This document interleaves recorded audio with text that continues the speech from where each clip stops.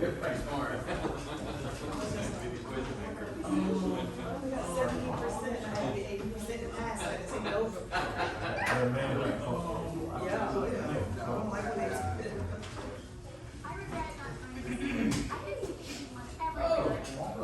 Fantastic.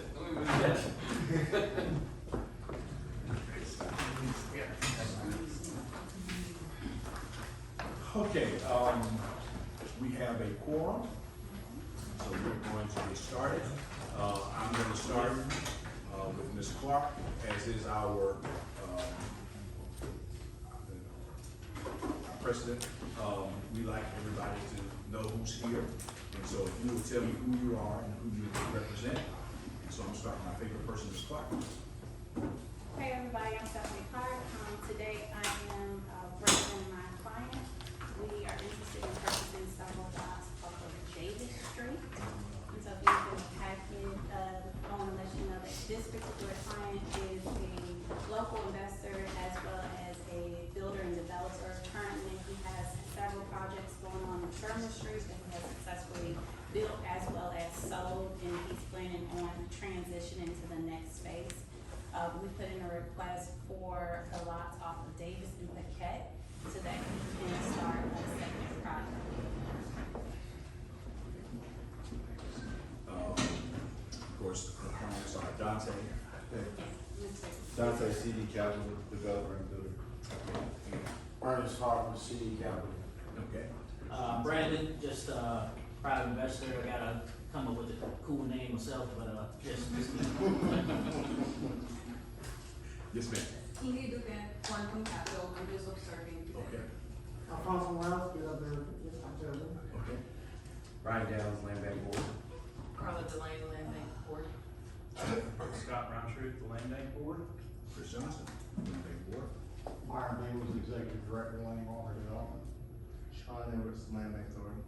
Chris Oyenuga, Huntington Construction Group. Kimara Jones, Land Bank Authority. Clarence McCray, investor.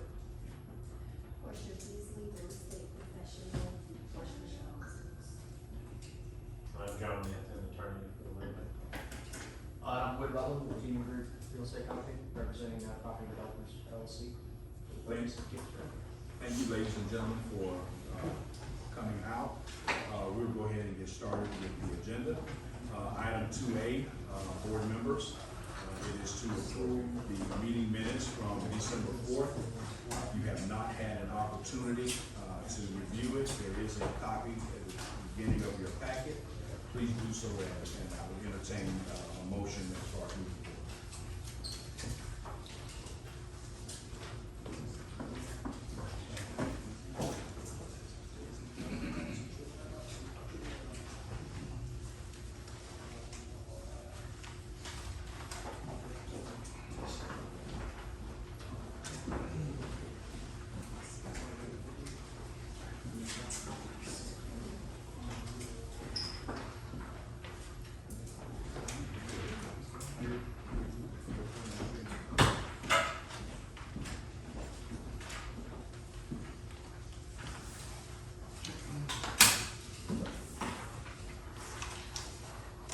Make a motion to approve.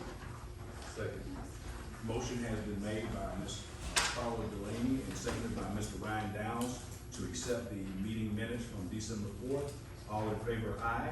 Aye. Opposed, nay. The ayes have it. Item 2B, approved request from Property Developers LLC to purchase land bank property located at 3312 Gibson Road for construction of townhouse. Mr. Jones. So this is a client, Mr. Rutland back there, that is looking to purchase this property. Previously, we foreclosed on this property for another client, but they did not take possession, so that's why the fee structure looks the way it looks, but there isn't any additional foreclosure needs to happen. It is in our name. They are offering assessed value, and they are looking to do a town.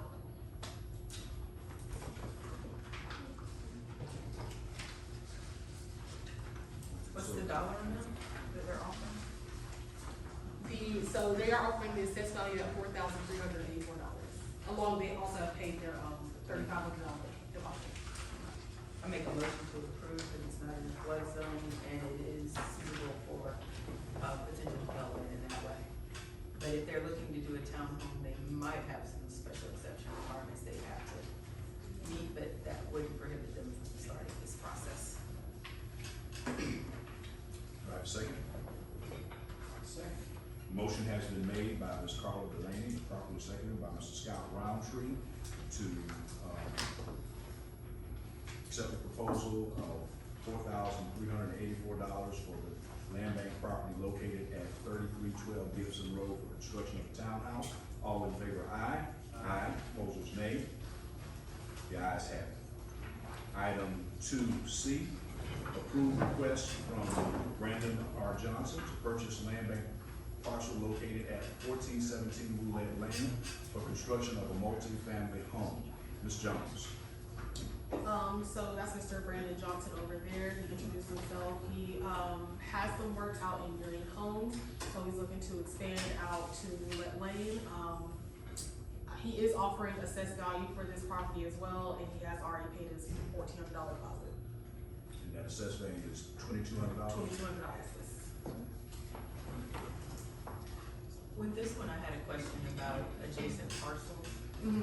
They seem to be owned by 20901 and Beulah, and I have some concerns because it says multifamily, but they don't have adjacent parcel ownership. It's 0.12 acres. How are they gonna meet the setbacks and the parking requirements, given the size and orientation of that lot? Would you like to? Ms. Johnson.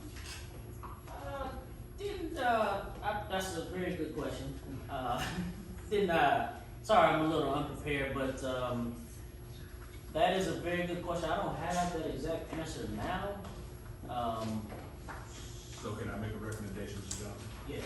I recommend that you go back and address that, because certainly, even if we approve it here, you're still gonna have to go back to planning and development to get that done, so the question will still be there. I recommend you get a chance to go back, take a look at that, and then bring it back before next month. Gotcha. Okay, makes sense. John, do I need to get a motion for that? You can make a motion to continue for the next board meeting, or you can just make a motion to table until he asks for it to come back on the agenda. I make a motion to table this until Mr. Johnson asks for it to be back on the agenda. Okay. Second. Motion has been made by Chris Johnson to table, the request from Mr. Brandon Johnson to purchase land bank property located at 1417 Roulette Lane until he asks for it to be put back onto the agenda. It has been seconded by Mr. Ryan Downs. All in favor, aye. Aye. Opposers, nay. The ayes have it. Item 2D, approve request from CD Capital Investment Group LLC to purchase the below land bank properties for new construction of single-family homes. Ms. Jones. So I was gonna pick it up, but Ms. Stephanie Clark is here today, so she is going to take that over. Stephanie, take it away and just tell me where you want it on the screen for you.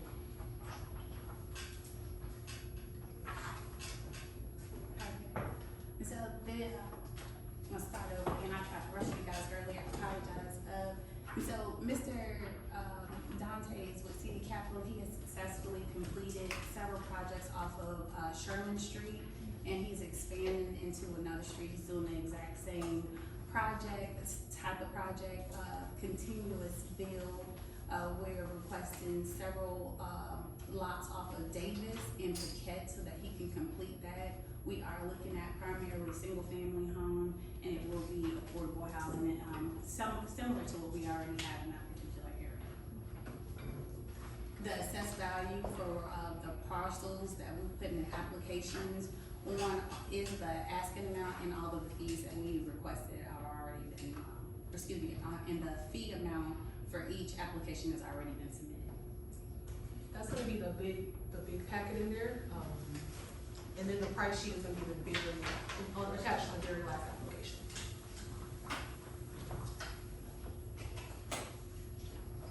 So on this one, there are a lot of parcels involved.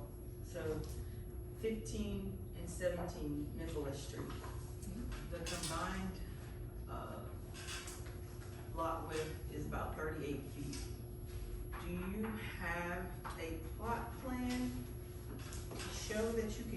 this? Yeah, so for 15 and 17 Nicholas Street, we're planning on doing, combining those two. Mm-hmm. And so that we'll have a 40-foot frontage. It's 38. Don't guarantee that's correct. I know, but I just had one out. I think it's closer to 18 than 40. Cause of what was decided. So for reference, when it says 19S, It's change. that's estimated. I know. I always know it's estimated. And so, and we can build, like, we can do a development, we can do a home that fits that footprint. Cause what you have in here is a 26-foot wide unit. And then you have your setbacks on each side, which would be 5 feet on each side. That will put it at 36, potentially, and that's if you have the survey done, if you got that, so you're cutting it very close. That one, I just wanted y'all to be mindful that that's gonna be a close one on there. The other one I had questions about is 1120 Davis Street and 1118 Davis Street. They're very similar.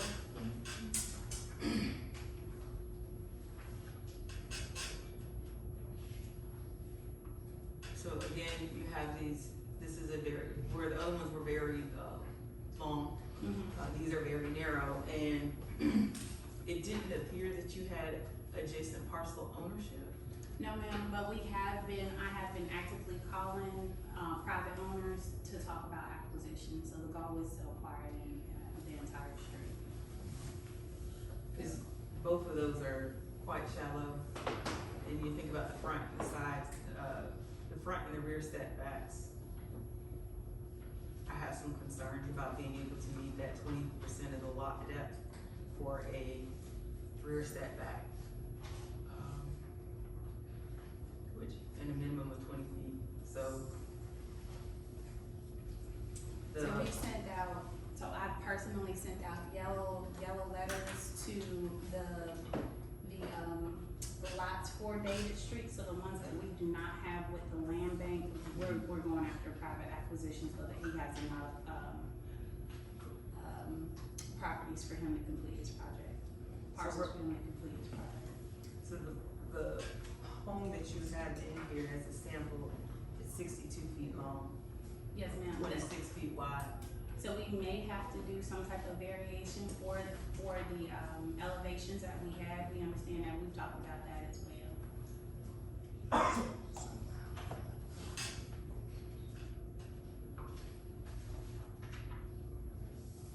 We're gonna have a front setback of about 30 feet, 20 feet on the back, that's 50 feet. So it's 25 foot depth of the house. If you had adjacent lot, you could orient it differently so that you could accomplish it. But that's something to think about, considering all those parcels right there together are in that same situation with regards to that lot depth, but, I don't object to the selling of it, I'm just talking through this with you, because, when it makes its way to planning, there's things that we're gonna look at, and from a variance standpoint, when you say, do you have a hardship, you purchased the property knowing what the situation was. So, it's a self-induced hardship.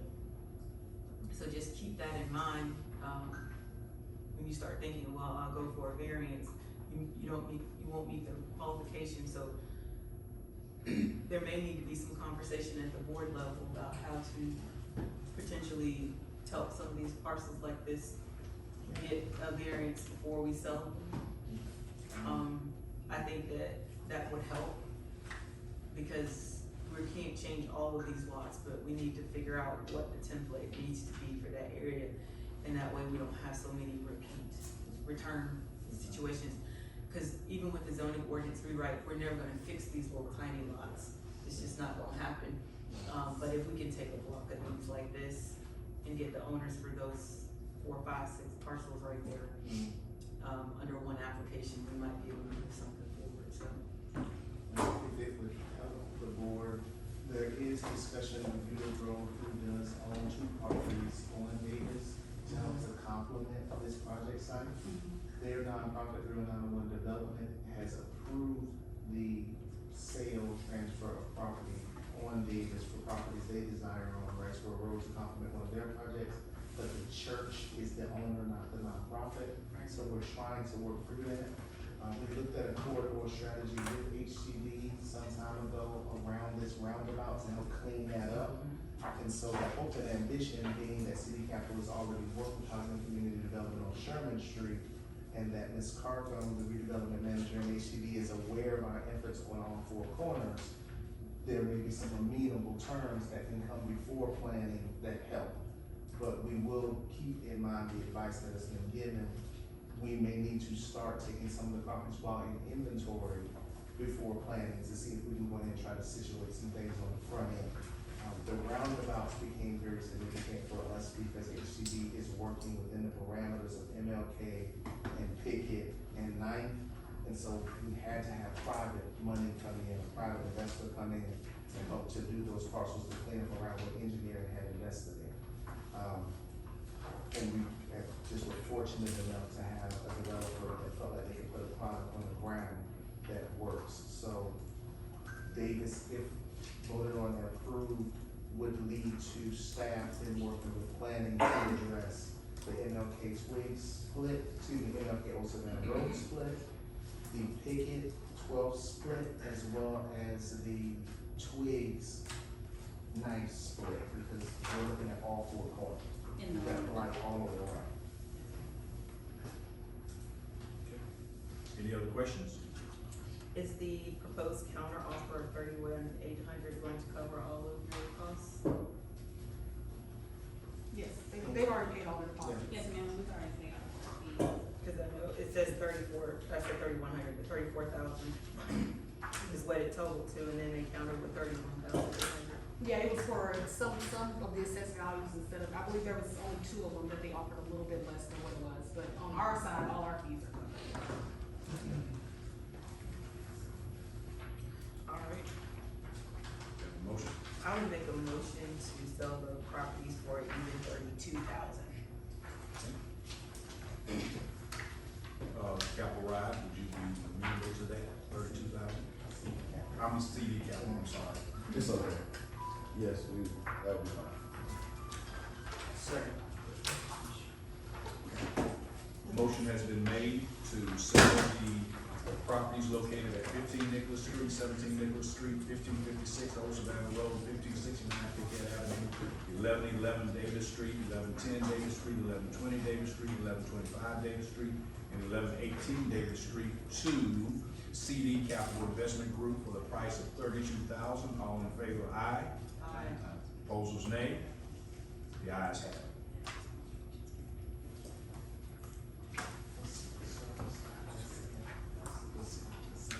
Yes, yes.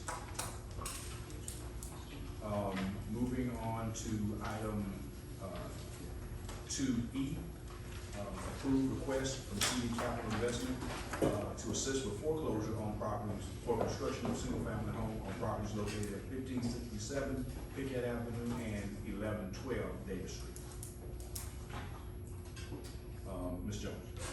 So Stephanie, that's the same project, we just split it up because one's a foreclosure and then the others were already in our inventory. I will say that we've already went through the steps of making sure that we are able to foreclose on these properties, but I'll let Stephanie take care of it. This is 1112 Davis here.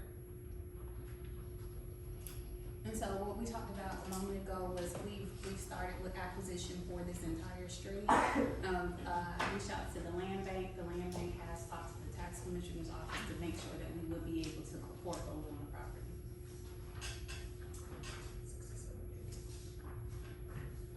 Questions, comments?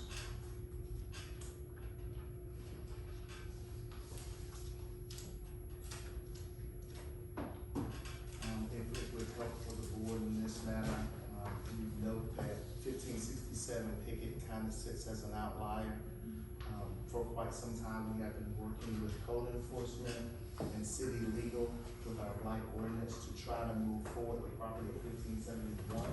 So there may be increased area for development as this project moves forward on that side.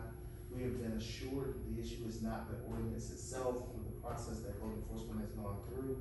It is the lack of being able to get on the judge's docket to hear these cases, so it's been moving tremendously slow. But we hope to be able to use our blight ordinance that's in place to get those remaining properties that jut from Pickett into that little portion of the lane on Davis. And that's gonna give planning and a much nicer project to be able to look at. And we don't want that motion of the blight ordinance through the court to be dependent upon this approval, but we do plan to continue to work with city capital to give them the most amenable project site possible. I guess I had a question about access, for the, I don't have my glasses on. You see me leaning forward. Thank you. So on 1567, the apron is still there for that particular driveway. Because I looked at the code enforcement case on 1571, I believe, as far as demolition. If the goal is to do a project in that whole area, instead of a one-off, I'm not sure I see the need to do anything right now. It's cleared, it's clean. And the idea that all four of those parcels could be developed at one time to produce something multifamily, like a quad or something to that effect, would be much more impactful. But I'm not here to prohibit development. I wanna see it, but I just wanted to, I was concerned about what access would look like if 1550, is it 1569? 69. Yeah, what that would look like. Cause it gets a little busy in there. So, and ask the permission to speak, my apologies. So your previous approved item with access now being addressed to 69 becomes a little bit easier from a planning standpoint if we foreclose on 67, assuming the land bank gets it and the transaction goes through. I also am reticent about sectors, because if the taxes are paid, we cannot move forward, and the wholesalers are looking in our development nodes to do deals. And so by not proceeding, we potentially may lose the opportunity at the parcel, which therefore then complicates 69's future development until legal can get us 71. So one kind of hinges So on who the other. owns 69? 69 is property that you just approved for the That's land it, bank. yes, sir. Yes, Okay, ma'am. so if you do 69 and then you look at 71, I'm concerned that given the lot depth, too many people are gonna have to back out onto that Davis Street. Whereas if, you know, I see. you see what I'm saying? If it remains front facing, so in the event, and this comes down to the developer, their architect, and working with planning, 67 successful foreclosure, 69 being an approved sale, 71 coming into fold with 75, they can turn. But again, that's waiting on city legal. If the decision is made and if the board approves the 67 foreclosure, you're only dealing with two structures, and they would just need to work that ingress egress out with the planning department. It is nicer if you get it all, but we can't make the judges hear cases. What's the width of that spur? You know? Davis Street? Yeah, about 20 feet. Well, I can tell you from experience, 20 feet's enough. I live on a 20-foot wide road, and you just gotta watch where you're going. You may have. Yeah, I'm just talking about the ones that back out. Sure. Because there's not enough room to do a turnaround. Yeah, 'cause we abandoned the project on 69 for an 88 house and moved it over Stein Yeah. because of that issue.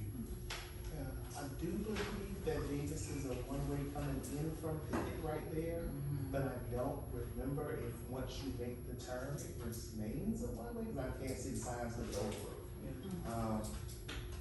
We're gonna try to work with the prospective buyer as much as humanly possible, because again, the desire to clean up around the roundabouts is a necessity, and it will fall to the city department, specifically to the land bank in some combination or private market. Our hope is just to be able to get the properties moved as quickly as possible into inventory.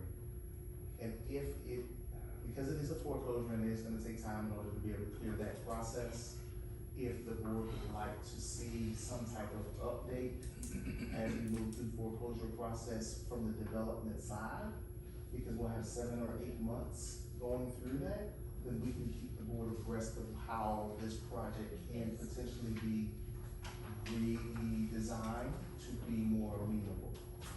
Because as I said, we won't have an in inventory for 7 or 8 months, which means we won't have a sale till fourth quarter. Okay. So their offer is $11,700 to initiate the foreclosure process, potential sale. I make a motion to approve it. Motion has been made by Ms. Carla Delaney and seconded by Mr. Scott Roundtree to approve the request from CD Capital Investment Group to assist with foreclosure of properties located at 1567 Piquette Avenue and 1112 Davis Street for the price of $11,700. All in favor, aye. Aye. Opposers, nay. The ayes have it. Just be careful with that 1112. Could we add Mr. Edwards' suggestion that in 6 months we get an update from the development? Motion to. Well, we don't, I don't mean for it to be that serious. Could you just come back in 6 months and let us know how it's going? No problem. Okay, thank you. Amend that, motion to include that, 6-month update. Do I have a second? Second. Motion has been made to include, a 6-month update on the foreclosure of those properties. All in favor, aye. Aye. Opposed, nay. Ayes have it. Item 2F, approved request from Bree Ellis to move all fees and plans associated with land bank property at 1617 Chestnut Street to property located at 1636 Forest Street, with the land bank's foreclosure assistant, Mr. Edwards. So, miscommunication happened last year where the property was brought before this body to be approved for sale. By miscommunication, I mean a mistake. To bring a property before this body to move to sale that had already previously been approved by another customer to purchase. And so, Ms. Els was understanding of that error, and has elected to request that the $1,400 deposit for an in-inventory property be applied with the difference necessary for a foreclosed property for $500, so pay the price difference, to take care of the attorney's fees to start a foreclosure on a separate parcel. And then we've negotiated the price of the land down out of respect for the inconvenience that this now makes, because you're looking at a 7 to 8 month process to do a foreclosure as opposed to being able to purchase a property that was already in inventory. So staff is recommending to the board, if amenable, to apply the $1,400 in hand plus the $2,100 to be received to start the foreclosure process of 1636 Forest Street, which is tax delinquent and eligible for those. Seeing how 1636 Forest Street and 16 Chestnut Street have the same assessed value, I recommend approval of the request as presented. Second. Motion has been made by Ms. Carla Delaney, properly seconded by Mr. Ryan Downs to approve the request from Ms. Bree Ellis to apply all fees and plans associated with the property located at 1617 Chestnut to the property located at 1636 Forest Street, with land bank's foreclosure assistance. All in favor, aye. Aye. Opposed, nay. The ayes have it. Do I have anything for legal, Mr. Edwards? No, sir. No, sir, that matter will be tabled and brought back to the board in the appropriate time. Moving on then to item 4A, update on foreclosures and donations, listed, Mr. Campbell. Sure, I think it's in the way back to your packet. No updates on donations, has not any new ones, is the ones we have, either title issues or lost contact with people who wanting to donate. As far as foreclosures,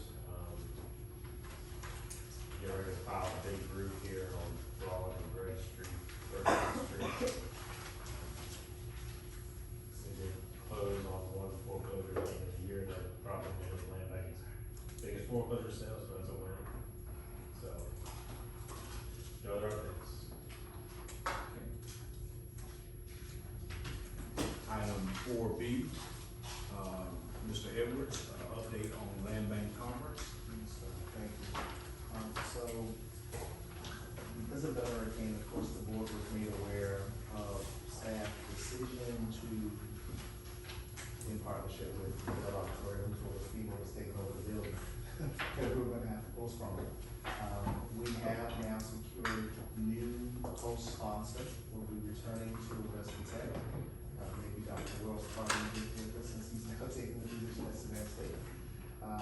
Will be hosting the Land Bank Conference from Tuesday, May 20th through Thursday, May 22nd. Our sponsors have remained with us. We're very thankful to them and we'll continue to reach out to them and keep them abreast. The majority of our registrants stayed with us and did not request refunds. They've been updated on the new dates. Majority of our speakers have already been contacted in order to be able to confirm their schedule availability. So our schedule will look very similar. We'll reopen registration on February 19th, is the earliest that the app that we utilize allows us to. And we're in a very strong financial position as Finance Committee, and also earlier for this meeting was able to see from our conference account. The majority of our fees are already covered from funding that's already been raised. So we're in a strong spot to have a great conference this year. We are continuing with the same theme, connecting the dots, and we will be complementing that theme with a little bit more detailed discussion from some of our local developers who have had tremendous success in their respective fields. Both confirmed Mr. Tyson Shusey and Mr. Wayne Lamar. Tyson Shusey, of course, starting in the finance industry, building out capital campaigns, and now having a company that's got more than 7,000 doors for property management, and now creating some more funds around the southeastern region. And Wayne Lamar, being someone who moved here as an actor on that merger and has done no less than $150 million worth of development between King and Sibley Mill, as well as projects in North Augusta and others in Old Town. So I think it's gonna really help for those who are in attendance to hear how do you go from bootstrapping a project to moving to those 8, 9-figure deals. We're excited about what's gonna be coming in May and look forward to seeing, of course, all of our board members there. Questions, comments? I have comments, question. So, not like I got a bunch of money or a bunch of staff, but is there, and it might be better to go into one of the other comments. Will this year, do you have the ability or the resources to show some of the growth and development that has been accomplished? You know, like to run a clip, because I feel like you're not telling your story, so it's being told for you. Yeah. So, you know, several of the parcels that, even if they've just been cleared, they're wins, as opposed to, just things sitting there. So I was hopeful that, maybe there's some room for collaboration with code enforcement for us to identify some parcels and put a reel together to show your wins and just the impact of taking that stuff down, maybe interview some of the people who own adjacent properties or live close to it. I think that needs to happen, and it needs to be on your webpage too, once it's polished up, so that people can see the work. That's a great suggestion. We can make that happen. We have tracked properties with the assistance of IT that have come into inventory and have left inventory. That's necessary for our audit purposes. That's not too difficult. seeing the tax roll contribution made from selling property is something that we could easily break out as well from an asset standpoint. And then maybe a testimonial or two of the moving properties dealing with the blinding, funding was available in order to do that, how we remedied some of the effects of the storm on properties we own. So we got the videography services available for that, and if, code enforcement on either in Marshall or planning department want to participate, we definitely, we need that figured out. Yeah, We got some folks in this room who can testify. cause we have several parcels of y'all that have come into compliance after being out of compliance over 20 years. Those are the ones that you really wanna highlight. Maybe not 20 years, but getting into compliance, yes, sir. It's just proof that this was there before you got here. It also gives a chance to show some of that nice work that, Chris and Dante and how the Stephanie have sold, so, I think I love the suggestion problem. And, there's a way of working that in, getting a nice video, especially even running it, like at lunch and things of that nature. But yeah, I love that suggestion. While you're taking notes over there, I think you made a great point about entry-level developers and the ability for a small company to start off working with a land bank. And I think a profile, one of the success stories of somebody who's done that would be excellent to add to. Again, we got folks like that sitting in here right now.